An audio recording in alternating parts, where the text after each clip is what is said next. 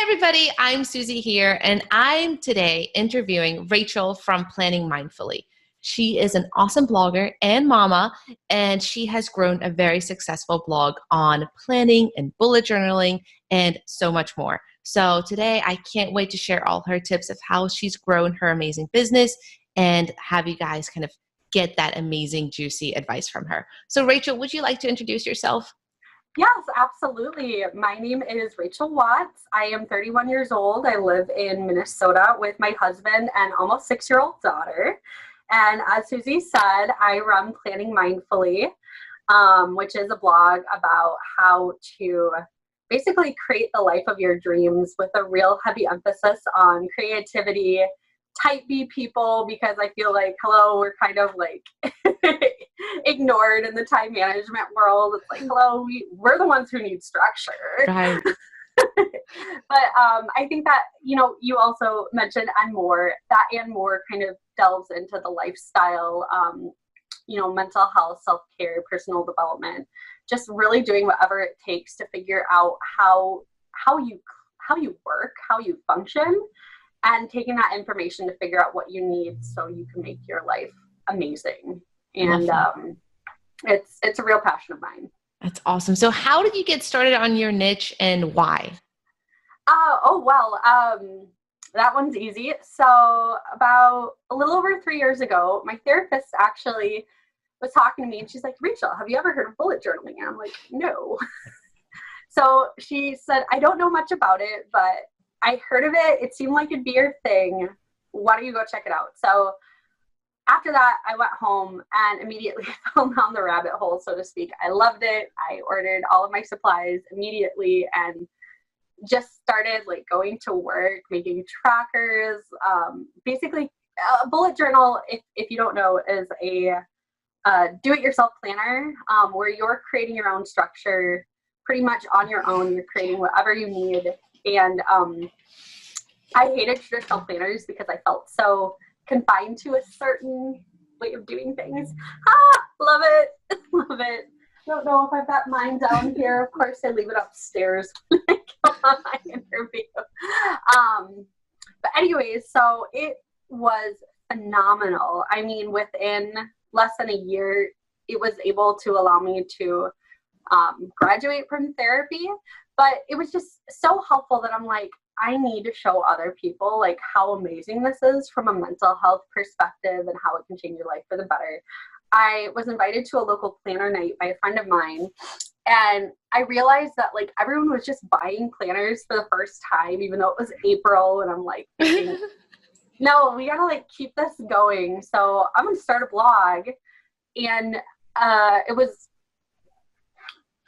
I don't know, I just spent a couple of months just trying to percolate how I was going to do it. I had tried blogging about, 2009, which was a total bust. So I was like, I need to learn all the things. And I learned, I got as much information as I could. And I just got going and I launched my blog in August of 2000. Oh goodness, now I'm getting like all my dates mixed up. 2017, August 2017 is when I launched my blog. That's awesome. And how do you find time to work on it? Because I know you're a mom and you're busy. So what do you do to actually get time? Well, when I started my blog, I was actually working full time. And when I worked full time, I would find time to start my blog I basically like keep a running Word document up at work. And if ideas just came, I would just like type them down. And then in the evenings when my daughter would go to bed, that was kind of my work time. Like that 8 p.m. to 10 p.m. range, I would just write, I would just work, I would research. And then the weekends were spent much in the same ways. And then, less than a year after I started my blog, I was able to transition to working at home full time. Wow. So, yeah. In a year? That's awesome. It was about 10 months. And so then things change, working. It's so funny. You would think working from home full time, you probably are having the same thoughts I had.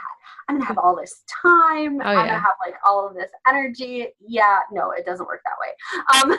You definitely have to completely rechange like how you think, because now you don't have somebody else telling you how to spend your Yeah. time. It's all you. So I do have traditional work hours. I work at the time my daughter's in kindergarten, so that's like a 9 to 3:30 p.m. kind of gig.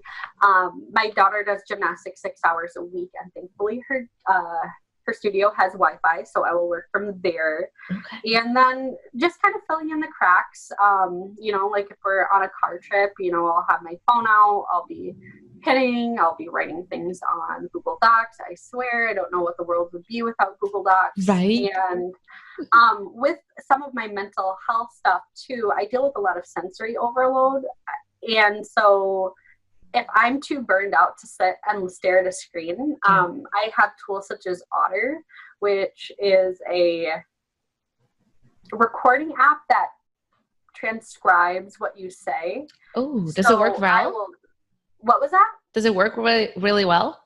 It's worked better than any other tool that I've used. I mean, obviously it's $10 a month. You get 6,000 minutes of transcribing, Wow. but it's really easy to go in and adjust things if it's not right. And the more you talk to it, the more it learns your voice and your cadences. And I find with more time, there are fewer errors.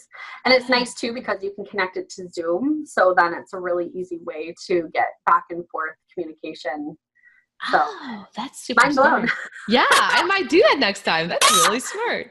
But sometimes, I'll just sit and talk at my phone. If I have an insight that I want to say, but I don't have the capacity to run down on my computer or pull out even my bullet journal and start writing, I can just turn it on. I can just start talking. I've been really starting to utilize the service more in the last month. I've had it for about 8 months now, but my occupational therapist, out of all people, was like, hey, do you have anything that records you? So instead of typing, you can just verbalize it. And I'm like, yeah, I actually do. And it's been amazing. I can lay in bed. Wow. And talk out a blog post. That is a time-saving tip right there. I know. That is awesome. Okay, so I know everybody's curious if they're watching this. You quit your job in 10 months. Yes. What happened on your blog? How did you get traffic and how did you make money to be able to do that? Sure. So as I said, before I actually launched my blog, I knew that if I wanted to take it seriously, I needed to find education. And so I immediately went to Pinterest and typed in how to make money blogging. And I'm sure if you haven't done this, you need to, because there's so much.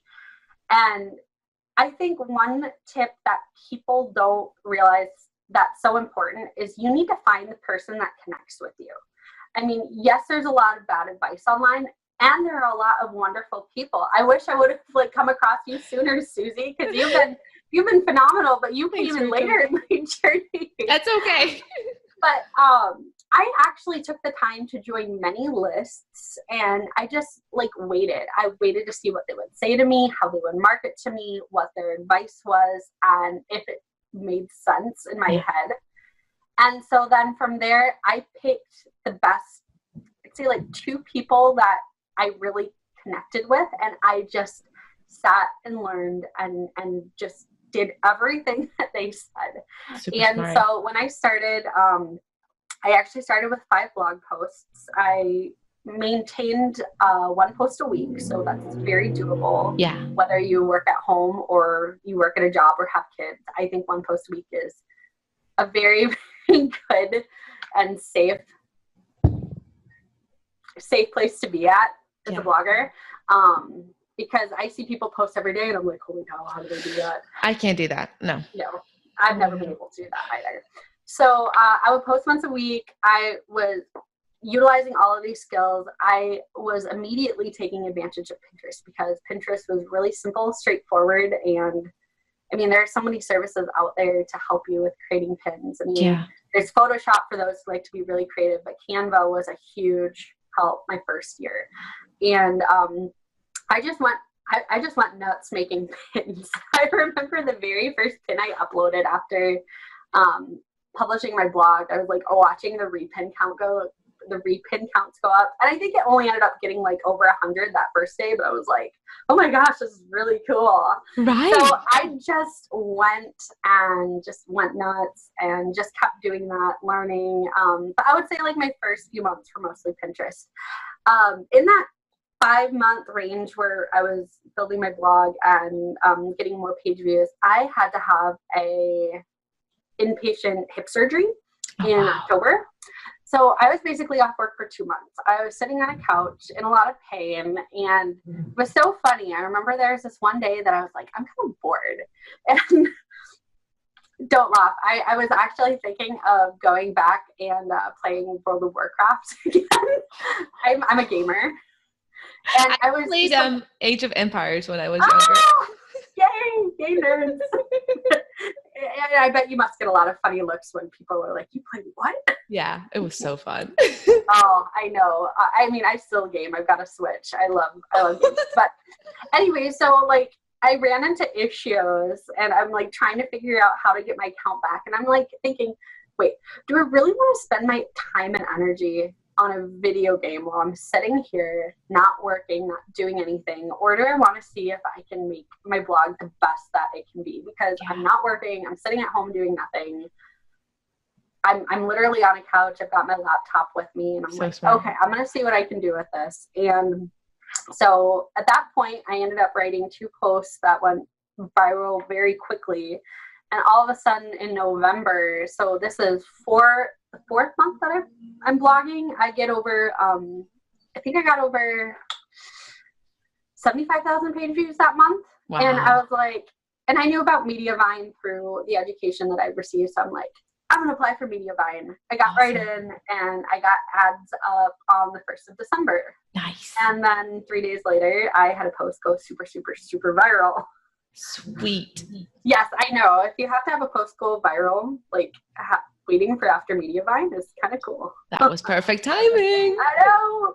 So anyway, so yeah, so it was December 2017, and in November, I think I made about $50 through Amazon affiliates. In December, between affiliates and ad income, all of a sudden, I made over $2,000. Wow. Which was like, whoa. Whoa, you did it. I know. That's and January was really amazing too. So at that point in time, I went back to work, and actually, so I live in Rochester, Minnesota. I worked for Mayo Clinic. Most people know Mayo Clinic. Mm-hmm. And right in that time frame, right as I was getting back from my hip surgery, they were transitioning to this new service that would be used site-wide.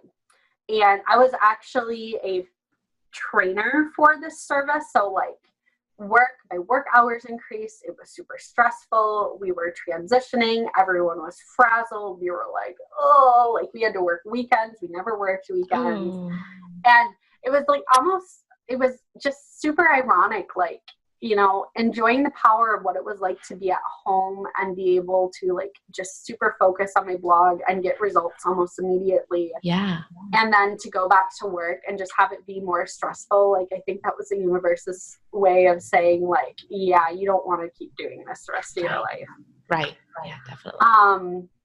So the new service at work launched at the beginning of May. So this is 2018. And it was very stressful. Like, we're all just running around like chickens with our heads cut off.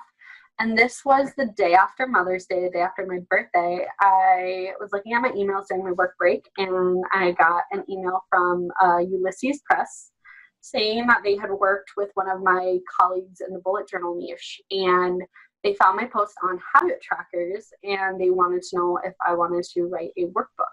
Nice. If I would be willing to publish a workbook with them on the subject. I'm just like, first I had to make sure it was real. Yeah. Like, because, you know, that you get a lot of, I'm sure you probably get a lot of spam emails that are like, what?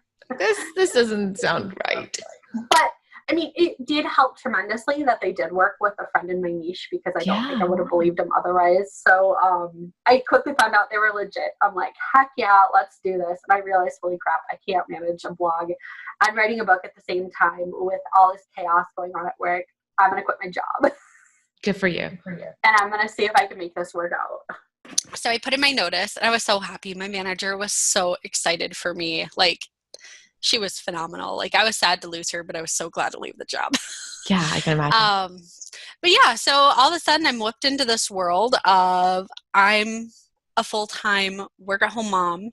Um, I have all the utmost respect for people who can work with their kids home. I'm not one of those people because my kid is like hyper social. So I would send her to summer camp or school, whatever season it was. So I was trying to get this like routine down and basically work during the day. I had more time with my daughter, more time like with my evenings. And it was actually pretty hard, like trying to figure out how the new transition worked, because with anything that came up, you know, back when I worked at a job, my husband's job was more flexible, so he could like leave, he could go and adjust things. But now all of a sudden it was on me. And I, you know, all of a sudden, like more of the household load fell on me, and everything with my daughter, if she was sick, fell on me. And it was like, oh my gosh, like was not expecting this. And yeah, I honestly found it a little bit harder, even though I had all of this free time to figure out working from home, because I had to figure out, you know, all of a sudden, like I didn't have to wake up at 7 a.m. every morning. I could sleep until 8 if I wanted.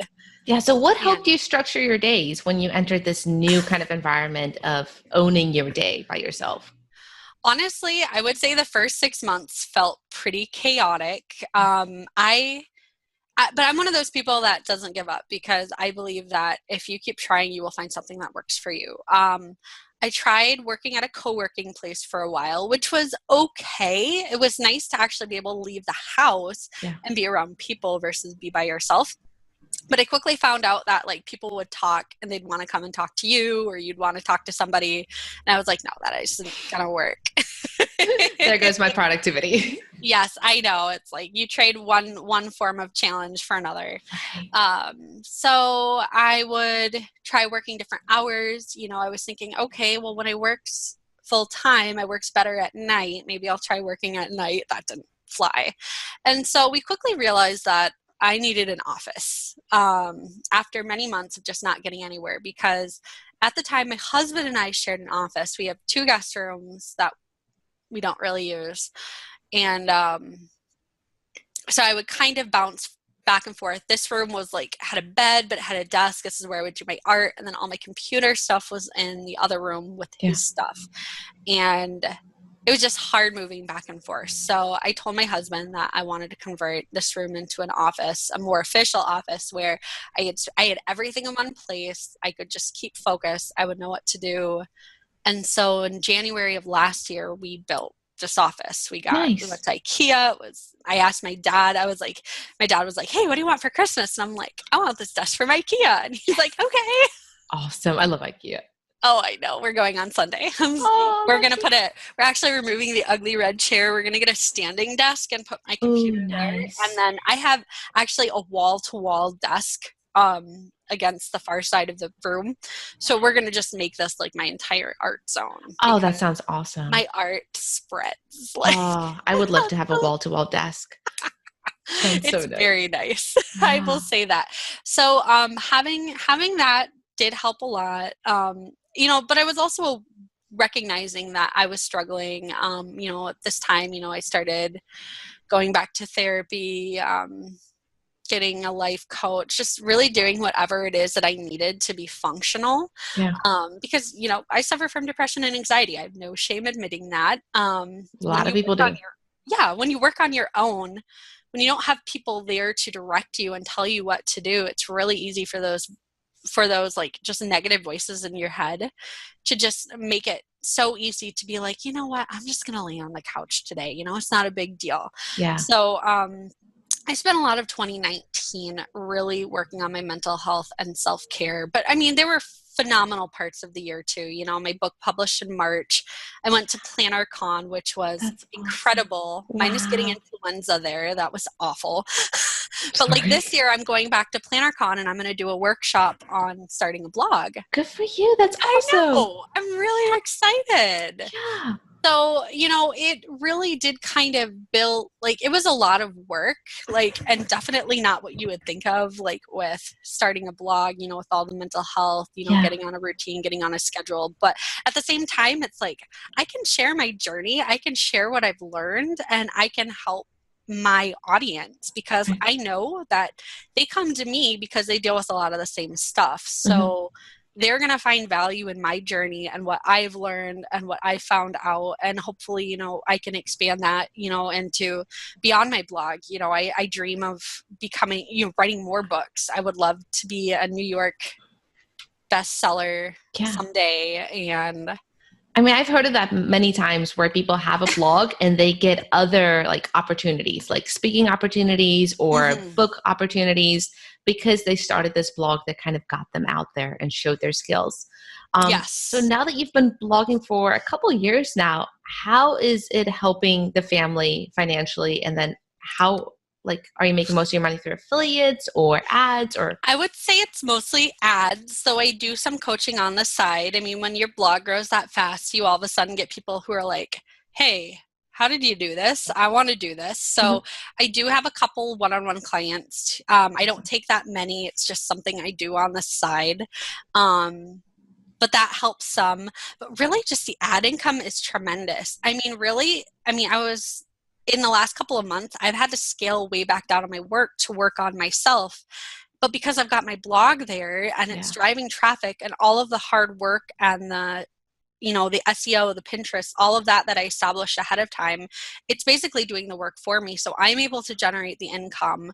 And I mean, sure, I would love to be making like $20,000 a month, but right now that's not what I need. I need to Yeah. take care of me. Yeah. And I've got my blog just taking care of the rest. That's It's awesome. taking care of the income that we need so we can live our lives comfortably and do the things that we want to do.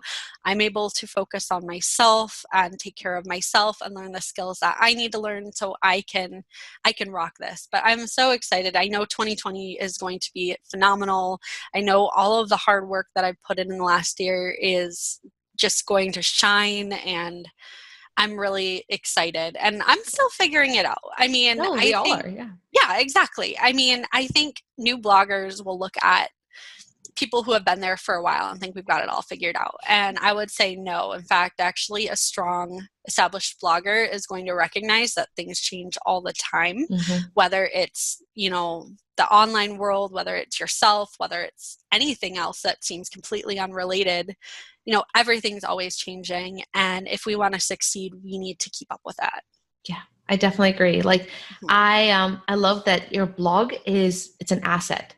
It's Mhm. something that you're like instead of playing video games, which is a lot of fun, but you're taking time and you're putting a lot of effort, but you're building an asset that when you have those hard days, when your kids are sick or you don't feel well, like the blog is still there and it's still growing in Yes. traffic and it's still growing in subscribers and it's still making money. Mhm. So I know the first year that everybody starts their blogs is really hard because they're like establishing themselves. But after you get it there to a level, you have some blog posts, it can start growing a little bit faster than just from the beginning.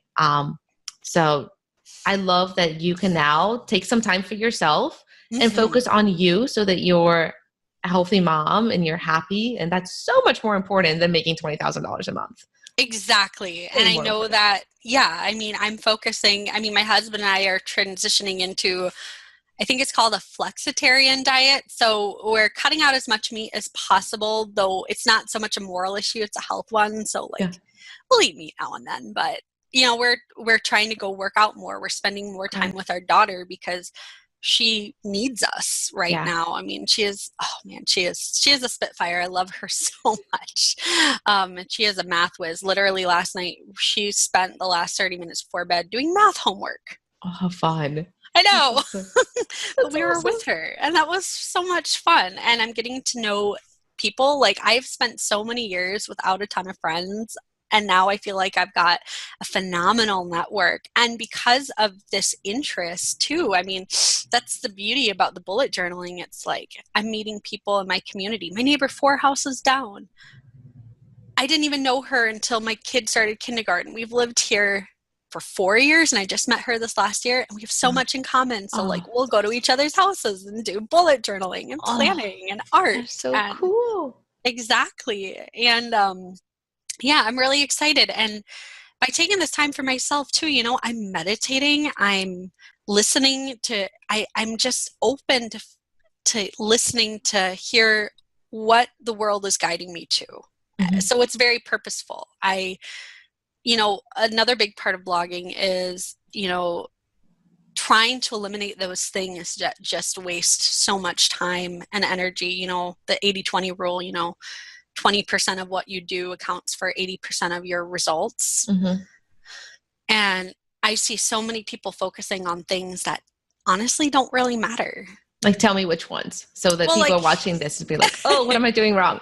Okay, so everyone's like, I want to go on all the social media when they start their blog. And there's nothing wrong with social media. But for me, Instagram is fun. Instagram has been a great way to collaborate with brands and to get to know other people in my niche. But from a traffic standpoint, like it gets me no traffic. I get so many, I mean, it's been wonderful getting to meet people from the community and getting to share my art, but at the same time, it's like, that's not really getting me results. In fact, sometimes it makes my mental health worse because I'm seeing all these people doing amazing and I'm like, oh, what's wrong with me?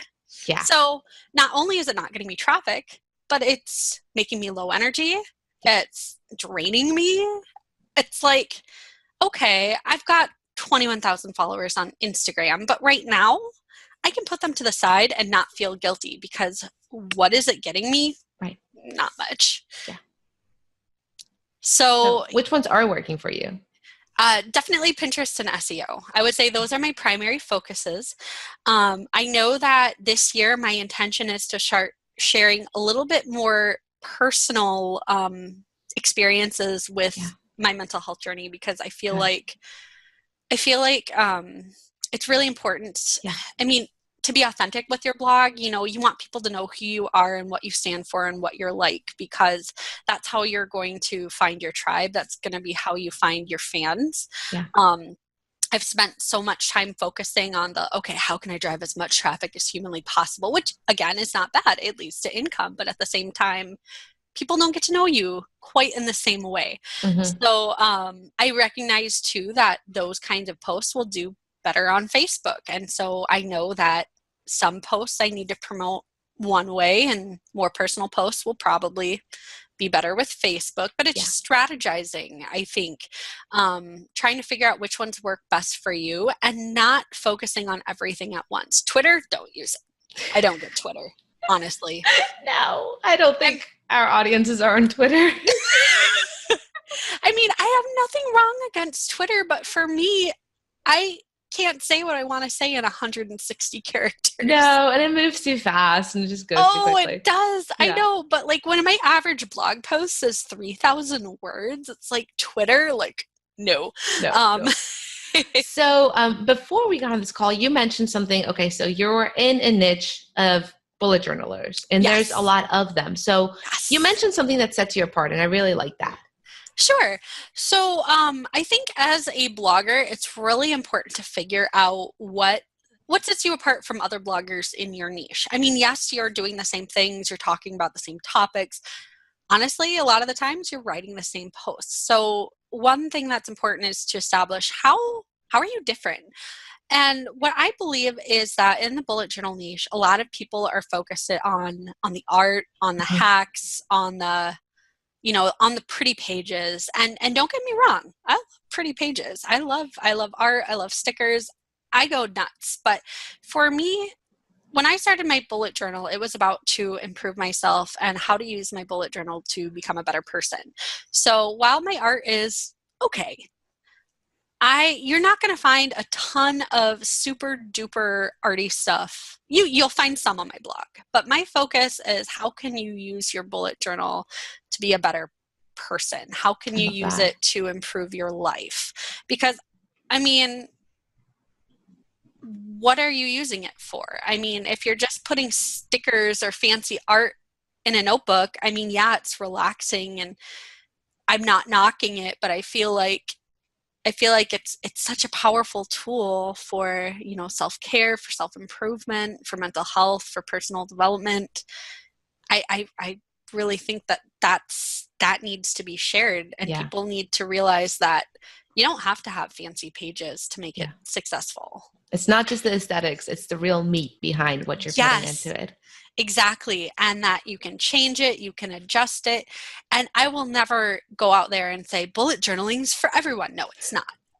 People don't have the time. People don't have the patience. But for the people who need that, and I mean, this is where I go back to the creative type B person. This tool is phenomenal because you can make it to be whatever you need. You're not locked into a certain way of doing things.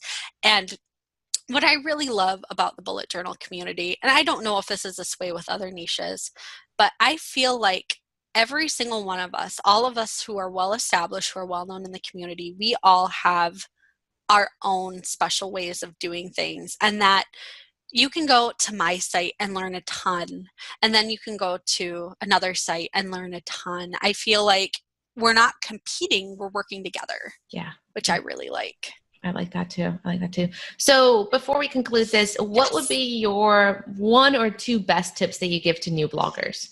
Absolutely. Definitely get education. I think that it's so easy to just like go on WordPress and see all the things that they have to offer for you. But like, there's a big difference between WordPress.com and WordPress.org. And it's so important to learn all of those little things. So get an education, but along with getting an education, take the time to figure out who you connect with. Take the time to review people. Take the time to read testimonials. Take the time to be on their email lists and see, do you agree with these people? Because I will tell you one thing. If you sign up, pay money for somebody that you didn't really research, and you find that you don't like them, you wasted your money, you wasted your time, and you're going to walk away from the experience probably more frustrated, more likely to give up. Yeah. Take the time. I mean, I probably spent a good 6 weeks learning and growing and doing whatever I could to figure things out before I even made my blog public. That's smart. Yeah. Awesome. So where can we find you, Rachel? And tell us a little bit more of like, if people love you, which obviously they do after this. I mean, you are such an awesome niche. You have so much that you're sharing in your bullet journaling and your planning. Where can they find you and get more in contact with you? Sure. So my blog is at www.planningmindfully.com. You can find me on most social media under Planning Mindfully. So I am on Instagram, I am on Pinterest, I am on Facebook, and then you can also find my book, which is Ready to Use Habit Trackers. Nice. This is a 12-month workbook for you to track your habits, or I think 5 or 6 trackers. Can you put it closer to the camera? Oh, yeah, sure. Yeah. Oh, that looks awesome. Definitely. So you can find that on Amazon.com. You can find that on Barnes & Noble. I know it's around. So if you search I'll put a link Google, to it below. Yes, definitely. Awesome. So if you want to learn, how habit trackers can make your life so much better, I would highly recommend picking up that book.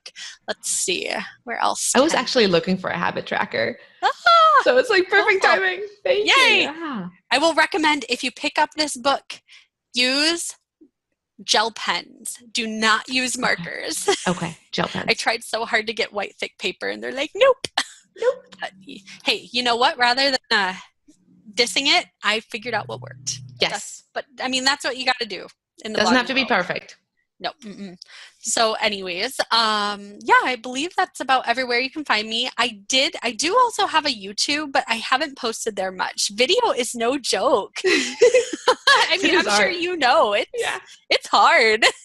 Yeah, this look, it took like 30 minutes to do the hair and the shower. Yeah. And I think my husband said when you boil it down to it, like 1 minute of edited video takes about an hour. Yeah. It's like, if you want good video, that is. So Fantastic. yeah, it's no joke. But yeah, you can find me on YouTube too. You can see more of my bubbly, funny personality and my husband inserting hilarious things within the videos on YouTube. That's awesome. Yeah, well, that's about everything. Well, thank you so much for having me. I'm so excited to share my story. And I don't know if any of you guys will be at PlannerCon 2020 in San Francisco, but if you are, I will be doing a workshop for how to start a blog for beginners. Awesome. It's only an hour long, but if you're going, I would love to see you and come and say hi. And hopefully I'll be able to get into some more conventions and speaking gigs. So that's awesome. Thank you so yes. much, Rachel. This has been lovely to chat with you, and I really appreciate all your help and advice. Perfect. Thank you so much, Susie. It's been a pleasure. Thank you.